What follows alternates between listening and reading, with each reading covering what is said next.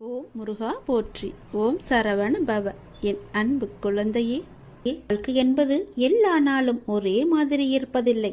இன்பமும் துன்பமும் மாறி மாறி வரும். ஆனால் எந்த சூழ்நிலையிலும் என் பிள்ளையான உன்னை நான் எப்படி விட்டு விடுவேன்? உன்னை விட்டு நான் விலகுவதே இல்லையே. அதுபோலத்தான் நானும் உன்னை விட்டு விலகாமல் உன்னிடம் வந்து ஒட்டிக்கொண்டு இருக்கின்றேன். நீ என்னை மறந்தாலும் உன் வேண்டுதலை நான் மறக்கவில்லை. சரியான காலத்தில் எல்லாமே நிறைவேறப் போகின்றது. நீ எனக்கு வைத்த வேண்டுதல் பல இருக்கின்றது. அதில் முதல் வேண்டுதல் இப்போது பலிக்கப் போகிறது. அவசரப்பட்டு நீ தொலைத்து விடாதே. பிறகு நீதான் வருத்தமடைவாய். அவசரப்பட்டு இதை கேட்காமல் போனால் உனக்குத்தான் நஷ்டம். நாம் பிறரை எந்த அளவுக்கு மதிக்கின்றோமோ அதே அளவு நமக்கு உரிய மரியாதை பிறரிடம் இருந்து தானாகவே கிடைக்கின்றது. நல்லவர்கள் தம்மை உலகிற்கு ஏற்றபடி மாற்றிக்கொள்கின்றார்கள். ஒரு சிலர் இந்த உலகத்தை மாற்ற நினைத்து தன்னுடைய மன நிம்மதியை இழக்கின்றார்கள். உபயோகமற்ற எண்ணங்களை அகற்றி நாம் நினைப்பது நடக்கும் என்ற உறுதியான எண்ணத்தை மனதில் நிரப்பினால் நமக்கு நிச்சயம் மகிழ்ச்சி கிடைக்கும். நினைப்பதை என்னிடம் நீங்கள் சொல்லுங்கள். என்னிடம் சொல்வதை நீங்கள் செய்யுங்கள். மகிழ்ச்சி தானாகவே உருவாகும். முதலில் நல்ல மனிதராக வாழ பழகு. ஊக்கத்துடன் உழைத்துக்கொள். பொன், பொருள், புகழ், செல்வம் எல்லாம் உங்களை தேடி தானாக வந்து சேரும். இறைவனானவன் யாரையும் வீணாக படைக்கவில்லை. ஒவ்வொருவருக்கும் ஒவ்வொரு ஆற்றல் வைத்து படைத்திருக்கின்றார். உணர்ந்தவர் வாழ்வில் பிரகாசமாக இருக்கிறார். உணராதவரோ வாழ்க்கையை வீணடித்து விடுகின்றனர்.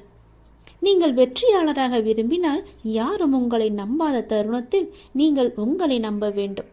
வாழ்க்கை முழுவதும் நிம்மதியை தேடி அலைவதிலேயே நிம்மதியை இழக்கின்றான் மனிதன். அதை நீங்கள் புரிந்து கொள்ளுங்கள். உடல் நோய் வந்தால் மருந்தால் குணப்படுத்தி விடலாம். மனநோய் வர அனுமதிக்கவே கூடாது. அது மிகவுமே கொடூரமானது. கவலை, துன்பம், வெறுப்பால் மனம் வாடா வழிவிட்டால் வாழ்க்கையே வீணாகிவிடும். சோகங்களுக்கு, சோக சூழல்களுக்கு தரப்படும் பெரும் மகிழ்ச்சியும் முக்கியத்துவமும் மகிழ்ச்சியான சூழலுக்கும் தரப்படுவது இல்லை. இரண்டுமே நிலை இல்லாதது என்பதை மட்டும் நினைவில் நிறுத்திக்கொள். தேவைக்காக பொய்யாக பழகும் உலகில் வாழ்ந்து கொண்டிருக்கின்றோம் நாம். மெய்யான உண்மையான மனிதர்களும் இதற்காகத்தான் இருக்க செய்கிறார்கள். நாம் தான் அவர்களை அறிந்து கொண்டு விலக்கி வைக்க வேண்டும். சில துன்பங்களை வெளியே சொல்லாதே. ஒரு கட்டத்தில் நீங்கள் அதிலிருந்து மீண்டு விடுவீர்கள். ஆனால் அவர்கள் நினைவு படுத்தி கொண்டே இருப்பார்கள். அமைதி, பொறுமையுடன் எல்லாவற்றையுமே கடக்க வேண்டும். அவர்கள் உன்னை விட்டு விலகாத வரை நீ அவர்களை விட்டு விலகிவிடு. அதுதான் உனக்கும் நல்லது, உன்னுடைய வேண்டுதலுக்கும் நல்லது, உன்னுடைய வாழ்க்கைக்கும் நல்லது. நீ எனக்கு வைத்த ஒருபோதும் யாரிடமும் உன்னை பற்றி நீ விளக்கம் கேட்காதே. ஏனென்றால் உங்களை நேசிக்கும் ஒருவருக்கு அது தேவைப்படுவதில்லை. உங்களை வெறுக்கும் ஒருவர் அதை நம்ப போவதும் கிடையாது. அன்பு மகனே, நீ என்று என்னை தேடி என் அருகில் வந்தாயோ அன்றே நீ வாழ்க்கையில் ஜெயித்து விட்டாய். உன்னுடைய பல வேண்டுதல்களில் ஒரு வேண்டுதலை இன்னும் சற்று நாட்களில் உனக்கு நிறைவேற்றி தரப்போகின்றேன். அந்த முதல் வேண்டுதல் பலிக்கப் போகின்றது. நிச்சயம் நடக்கும். அவசரப்படாமல் பொறுமையாக இரு. நஷ்டம் ஏற்படாத வண்ணம் நான் அதை பார்த்து சரி செய்து உன் கைகளில் ஒப்படைக்கின்றேன். உன்னுடைய காரியங்கள் அனைத்தும் வெற்றி பெறும். உன் துயரங்கள், உன்னுடைய வியாதிகள், உன் கடன் சுமைகள் அனைத்தும் உன்னை விட்டு விலகப் போகின்றது. கூடிய விரைவில் நீ விரும்பும் எண்ணங்கள் நிறைவேறப் போகிறது. செல்வம் பெருகப் போகிறது. உனது வளர்ச்சியையும் நீ மகிழ்ச்சியாக இருப்பதையும் பார்ப்பதற்கு நான் உன்னோடு உன் வீட்டிற்கே வரப்போகின்றேன்.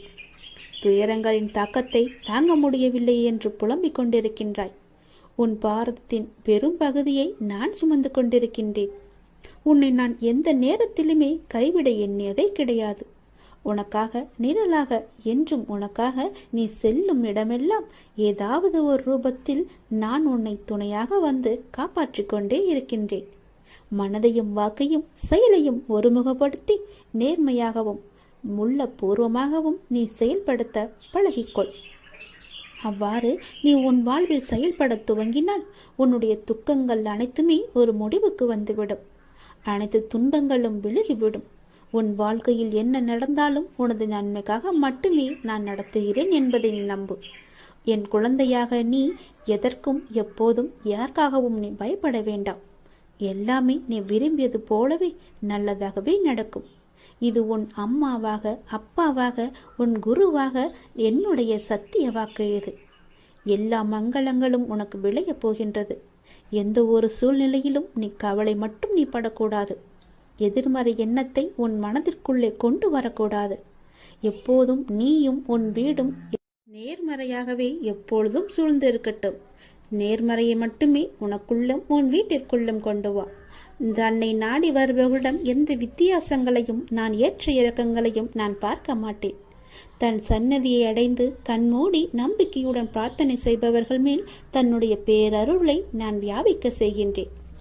இன்றைய தினம் என்னுடைய பேரருளை நீ பெற்று வாழ்வாங்க வாழப்போகின்றாய். சந்தோஷங்கள் பொங்க நான் உன்னை ஆசீர்வதிக்கின்றேன்.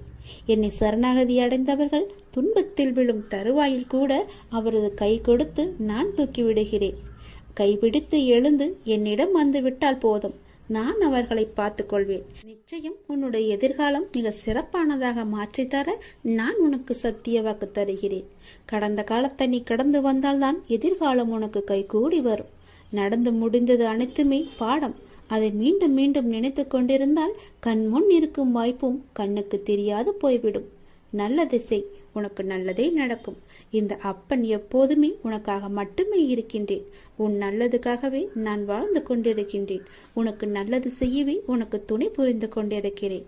எல்லாவற்றிலும் நீ ஜெயிக்க என்னுடைய ஆசிகளையும் எப்போதும் நான் உனக்கு வழங்கி கொண்டே இருப்பேன். நல்லது நடக்கும். இந்த நொடி உன் மனதில் என்ன நினைத்து கொண்டிருக்கின்றாய்? ஒரு முக்கியமான விஷயத்தை பற்றி நீ நினைத்து கொண்டிருக்கின்றாயா? அதை பற்றிய கவலை உன்னை ஆட்கொண்டு இருக்கின்றதா? கவலையே படாதே, அதை நான் நிறைவேற்றி வைக்கின்றேன். உனக்கு எது தேவையோ அதை நானே நிறைவேற்றி வைக்கின்றேன். உன் மனநிலையை நீ மாற்றிக்கொள். உன் வீட்டில் நான் இருக்கிறேன் என்பதை நீ நம்பு. உன்னுடன் நான் இருக்கின்றேன் என்பதை நீ திடமாக நம்பு.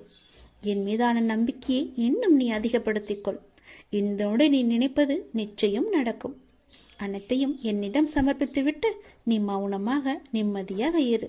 நிதானமாக இருக்க கற்றுக்கொள். உன் வேண்டுதலை நான் நிறைவேற்றி காமிக்கின்றேன். ஏனென்றால் உனக்கான நல்ல நேரம் துவங்கிவிட்டது. இனி உன் வாழ்வில் சந்தோஷம் மட்டுமே இருக்கப் போகின்றது. உன்னுடைய வாழ்க்கையானது ஒளிமயமாக மாறப்போகின்றது. நீ என்னிடம் கேட்டது கிடைக்கும் நேரம் இது. நீ என்னை பற்றி நினைத்து கொண்டிருக்கும் வேளையில் நீ நினைத்ததை நான் நிறைவேற்றி தரப்போகிறேன். இந்த அப்பா உனக்கு ஆசி வழங்க போகிறேன். நீ எதிர்பார்த்தது போலவே விரைவாகவே ஒரு நல்ல செய்தி உன்னை தேடி வரப்போகிறது. நீ இழந்ததையெல்லாம் மீண்டும் பெறப்போகின்றாய். எதற்கும் நீ கலங்க வேண்டிய அவசியம் இனி இருக்கவே இருக்காது. என் உதவி வேண்டி நீ எப்போது என்னை நாடி வந்தாயோ அடுத்த நிமிடமே உனக்கு என் உதவியை நான் செய்ய ஆரம்பித்து விட்டேன். நம்முடைய கர்மாவை நாம் தான் உருவாக்குகிறோம். அதை நீ முதலில் புரிந்து கொள். அதாவது நம்முடைய எண்ணங்களால், நாம் பேசுகின்ற சொற்களால், நாம் செய்கின்ற செயல்களால். அதனால் எப்போதுமே நிதானத்தை மட்டும் நீ கடைபிடித்து வா. பேசும்போது நிதானமாக பேசு. பேசும்போது ஒரு முறைக்கு பல முறை யோசித்த பிறகு பேசு. நீ செய்கின்ற செயல்கள் இது சரியா தவறா நல்லதா கெட்டதா என ஆராய்ந்து பார். அதற்கு பிறகே அதை செயல்பட நீ முயற்சி செய். நீ எப்பொழுதும் ஆனந்தமாகவே இருப்பாய். அற்புதங்களை நீ பெற்றுக்கொண்டே இருப்பாய். நீ என்று மனம் நொந்து கண்ணீர் விட ஆரம்பித்தாயோ அந்த நொடியே உனக்காக நான் உனக்குள்ளே இறங்கிவிட்டேன். இனி கவலையே இல்லை. என் குழந்தை தைரியமாக இருக்க வேண்டும். உனக்காக உன்னுடைய அப்பா நான் இருக்கும்போது இனி உன் கண்களிலிருந்து கண்ணீர் வரக்கூடாது. நான் உனக்கு செய்ய போகும் நல்லதுகளை, ஒன்றின் பின் ஒன்றாக வரும் நல்ல செய்திகளை கேட்டு நல்லதுகளை நினைத்து உன் கண்ணிலிருந்து ஆனந்த கண்ணீர் மட்டுமே வர வேண்டும். அதை நான் பார்த்து சந்தோஷம் அடைய வேண்டும். இல்லை என்று கேட்பவன் பிச்சைக்காரனாகின்றான். இருந்தும் தர மறுப்பவன் பிச்சைக்கு காரணமாகின்றான். அதனால் நீ பிச்சைக்கு காரணமாக இருக்காதே. இல்லை என்று தேடி வருபவர் உன்னிடம் இருக்கும் என்ற எண்ணத்தில் தானே வருகிறார். அப்படியென்றால் கடவுளிடம்தானே எல்லாம் இருக்கும். நீ அவருக்கு கடவுளாக தெரிவாய். இல்லை என்று சொல்லாமல் கொடுத்து விடு. வாழ்க்கையில் நீ தேடும் ஒன்று உன்னை விட்டு தள்ளி செல்கிறது என்று யோசிக்கின்றாயா? உன் பிரச்சனைகள் என்னவென்று நீ சொன்னால்தான் எனக்கு தெரியுமா? உனக்குள்ளேதான் நான் இருக்கின்றேனே. நான் உன் அருகிலேதான் இருக்கின்றேன். நான் உன் கண்களுக்கு புலப்படவில்லையா? என்னை நீ மறந்து விட்டாய், உதாசீனப்படுத்தி விட்டாய் என்று நான் கூறவில்லை. என்னை நீ மறந்துவிட்டாய் என்றுதான் கூறுகிறேன். ஏனென்றால் அந்த மாயை என்ற வலைக்குள் நீ சிக்கிக் கொண்டு விட்டாய். அதனால்தான் நான் உன் கண்களுக்கு தெரியாமல் இருந்து கொண்டிருக்கிறேன். ஆனால் நானோ உன்னை சுற்றி எல்லா புறமும் உன்னை நோக்கியே நான் வந்து கொண்டிருக்கிறேன். உன்னை பாதுகாத்து கொண்டு உன் அருகிலேயே இருந்து கொண்டிருக்கின்றேன். நீ என்னை உதாசீனப்படுத்தி விட்டாய் என்று நான் கூறவில்லை. அவ்வாறு நீ செய்யவும் மாட்டாய். ஆனால் என்னிடம் பேசும்போது நடந்து முடிந்த கஷ்டத்தை பற்றிய புலம்பல் மட்டுமே நீ உன்னிடம் இருக்கின்றது. நான் உங்களிடத்தில் புலம்பக்கூடாதா என்றுதானே உன் மனதில் கேள்வி எழும்புகிறது. நான் உன்னிடம் அப்படி கூறுவேனா? முடிந்ததை புலம்பி நீ என்ன சாதிக்கப் போகிறாய் என்பதை நான் உனக்கு சொல்கிறேன். அதனால் ஒன்றுமே கிடையாதே. முடிந்தது முடிந்தது விட்டது. அதை திருப்பி பெற முடியுமா? ஆகாது அல்லவா? அதை நான் உன்னிடத்தில் சொல்ல வருகிறேன். அதை நீ புரிந்து கொள். என் துணை எப்போதுமே உனக்கு இருக்கும். நீ தன்னம்பிக்கையுடன் இருக்க வேண்டிய நாள், எப்போதுமே சந்தோஷமாகவே இருக்க வேண்டிய நாள். ஒவ்வொரு நாளும் அதை நீதான் தயார் செய்து கொள்ள வேண்டும். தொலைந்து போன பொருளை நினைத்து வருந்துவதால் நீ பெற்றது ஒன்றுமில்லையே. அர்த்தமற்ற புலம்பலால் மன அமைதியையும் நிம்மதியை மட்டும்தான் நீ இழந்து கொண்டிருக்கின்றாய். அதற்கு நீ அடுத்து என்ன செய்ய வேண்டும்? எனக்கு வழிகாட்டுங்கள். என் விழிப்புடன் தன்னம்பிக்கையுடன் தான் என்னிடத்தில் வர வேண்டும் என்று நான் சொல்கிறேன். அதை நீ புரிந்து கொள். புலம்பிக் கொண்டே இருப்பதால் உன்னுடைய பிரச்சனை எல்லாம் சரியாகுமா என்றால் கிடையாது. அதற்கான தீர்வை தேடி நீ போக வேண்டும். எது செய்தால் அது நல்லபடியாக முடியும் என்று நீ கிடைக்க வேண்டும், தேட வேண்டும். நிதானமாக செயல்பட, அவசரப்படாதே. ஒன்றும் ஆகப் போவது கிடையாது. நிதானமாக யோசித்து அதற்கான தீர்வை நீ தேடிக்கொள். முடியாவிட்டால் என்னிடம் என் உதவியை தேடி வா. நிச்சயம் நான் உனக்கு உதவி புரிகின்றேன். நீ மறந்து விட்டதால் தான் இந்த பிரச்சனைகள் எல்லாம் உன் கண்ணுகளுக்கு தெரிகின்றன. நீ என்னை ஒரு நொடி நினைத்தால், என் பெயரை சொல்லி கூப்பிட்டால் அந்த பிரச்சனை எல்லாம் காணாமல் போய்விடும். நீ நினைத்ததை விட அதிகமாகவே ஜெயிப்பாய். அதனால் நீ எதற்கும் பயப்படாதே, கலங்காதே. வெற்றி என்ற தீபம் உன் அருகிலேயே எப்போதும் எரிந்து கொண்டிருக்கின்றது. நீ விழும்போதெல்லாம் நான் உன்னை தாங்கி பிடிக்க, நீ மனம் உடையும் போதெல்லாம் தட்டி கொடுக்க உன் அருகிலேயே, உன் பக்கத்திலேயே உன்னுடைய அப்பா நான் இருந்து கொண்டிருக்கிறேன் என்பதை நீ மறந்து விடாதே. உனக்கு நல்லது நடந்து கொண்டே இருக்கும். என் நாமத்தை சொல். துன்பம் வரும்போது மட்டும்தான் நீ என்னை நினைக்க வேண்டும் என்று கிடையாது. எப்போதெல்லாம் உனக்கு நேரம் கிடைக்கின்றதோ அப்போது எல்லாம் என்னை மறக்காமல் என்னை கூப்பிடு. உன்னுடைய சந்தோஷத்திலும் நான் பங்கெடுத்துக் கொள்கிறேன். துன்பத்தை மட்டுமே நீ எனக்கு கொடுக்காதே, சந்தோஷத்தையும் நீ எனக்காக வைத்திரு. துன்பத்தை நான் உனக்கு கொடுக்க மாட்டேன். நீதான் அதை தேடி தேடி சென்று அதை வாங்கி கொண்டிருக்கின்றாய். அதனால் நடந்து முடிந்ததை பற்றி நினைக்காமல் இனி நடக்கப் போவது எப்படி சரியாக நடக்க வேண்டும் என்பதற்கான தீர்மானத்தை நீ எடுத்துக்கொள். நிச்சயம் அது நன்மையாக முடிக்கும்படி நான் உனக்கு அமைத்து தருகிறேன். என்னை கூப்பிடு, நான் வருகிறேன் உன்னுடைய உதவிக்கு. உன் வாழ்க்கையில் நல்ல மாற்றங்கள் தருவதற்கு நான் தயாராக இருக்கிறேன். மறந்து விடாதே, உதாசீனப்படுத்தி விடாதே. என்னை நினை, என் நினைத்து கொண்டே இரு. என் நாமத்தை நீ ஜபித்துக் கொண்டே இரு. நல்லது உனக்கு நிச்சயம் நடக்கும். வெற்றி செய்தி உனக்கு வந்து விட்டது. எதை பற்றியும் யோசிக்காமல் சட்டென்ன என் குங்குமத்தை தொடு. உன் பிரச்சனை தீரும். நீ நினைத்த காரியம் கைகூடி வரும். வெற்றி செய்தி உன்னை தேடி வரப்போகிறது என் தங்கமே, என் அன்பு குழந்தையே. நீ காலம் அறிந்து பயிர் செய் என்பது போல சரியான காலம் அமைது உனக்கு உணர்த்தப்படும். அப்போது முழு முயற்சியை நீ வெளிப்படுத்த வேண்டும். ஆனால் காலம் உனக்கு சாதகம் இல்லாத நேரத்தில் முழு முயற்சி செய்து தளர்ந்து இனிமேல் முயற்சி செய்ய மாட்டேன் என்று முடிவெடுத்து கொண்டிருக்கின்றாய். உனக்கான காலம் வரும். அப்போது உன் முயற்சி அனைத்துமே வெற்றி பெறும். உனக்கும் நேரத்தில் சரியான முடிவு எடுக்க முயற்சி செய். வெற்றி நிச்சயம் உனக்கு கிடைக்கும். நீ நீண்ட நாட்களாக ஆரம்பிக்கலாமா என்று நினைத்த ஒரு நல்ல காரியத்தை இன்று ஆரம்பித்து விடு. உனக்கு அது சிறப்பான ஏற்றம் தரும். நீ எனக்காக என்னென்னவோ செய்ய திட்டமிட்டாய் அல்லவா? அது எல்லாம் உன்னால் செய்ய முடியாமல் போனது என்று வருந்தாதே. நீ எனக்காக செய்ய ஆசைப்பட்டது எல்லாம் செய்ய உனக்கு மீண்டும் ஒரு வாய்ப்பு கிடைக்கும். உன் வாழ்வில் நீ எதிர்பாராத பல நல்ல விஷயங்கள் அடுத்தடுத்து நடைபெற இருக்கின்றன. மாற்றங்களுக்கான அறிகுறி இன்று உனக்கு தென்படும். நீ மகிழ்ச்சியாக இருப்பதை நான் கண்கூடாக பார்க்க போகிறேன். உன் கடந்த காலத்தை பற்றியோ உன் தற்போதைய நிலையை பற்றியோ சிறிதும் கவலைப்படாதே. உன்னுடைய காலங்கள், கஷ்ட காலங்கள் எல்லாமே மாறும். நான் மாற்றுவேன். வாழ்வில் நீ நினைத்தும் பார்க்காத வளமான வாழ்வை நான் உனக்காக கொடுத்து உன்னை வாழ வைக்கப் போகிறேன். நீ கடக்கும் பாதைகள் யாவும் உன் வாழ்வை மேன்மைப்படுத்துவே என்பதை மறந்து விடாதே. நான் இருக்கின்றேன், இருப்பேன், என்றுமே உனக்கு வழித்துணையாக இருப்பேன். நம்பிக்கை கொள். கடல் நீரை போன்று உன் அன்பு என்னிடத்தில் இருக்கும் போது உன்னை என்னிடம் இருந்து எவரால் பிரித்துவிட முடியும்?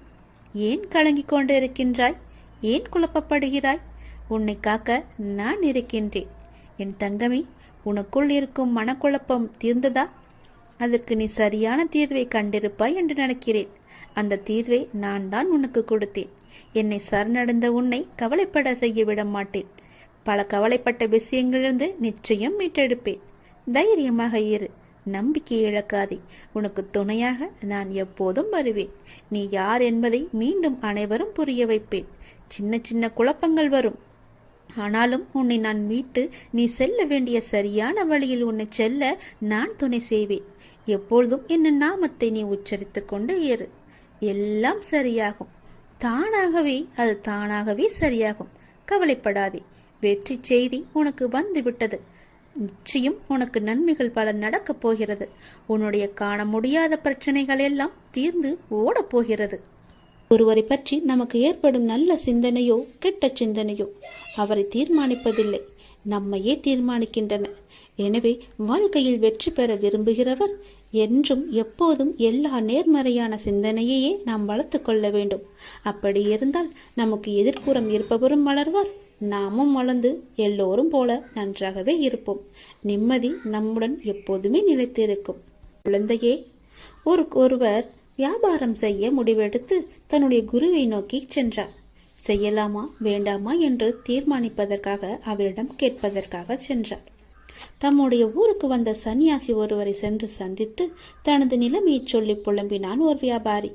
நீ வியாபாரம் செய்ய வேண்டும் என்று முடிவு செய்தது தவறல்ல, என்ன வியாபாரம் செய்ய வேண்டும் என்று முடிவு செய்ததுதான் தவறு. மக்களுக்கு எது அன்றாடம் தேவைப்படுகிறதோ, எது வாங்க தீர்ந்து போகின்றதோ அதை நீ வியாபாரம் செய். உன் பிரச்சனை முடிவுக்கு வரும். நான் வடக்கே யாத்திரை செல்கின்றேன். 2 மாதங்கள் திரும்ப வருவேன். அப்போது வந்து என்னை மீண்டும் பார் என்று ஆசி கூறிவிட்டு சென்று விட்டார். இவனுக்கு அப்போதுதான் உண்மை புரிந்தது.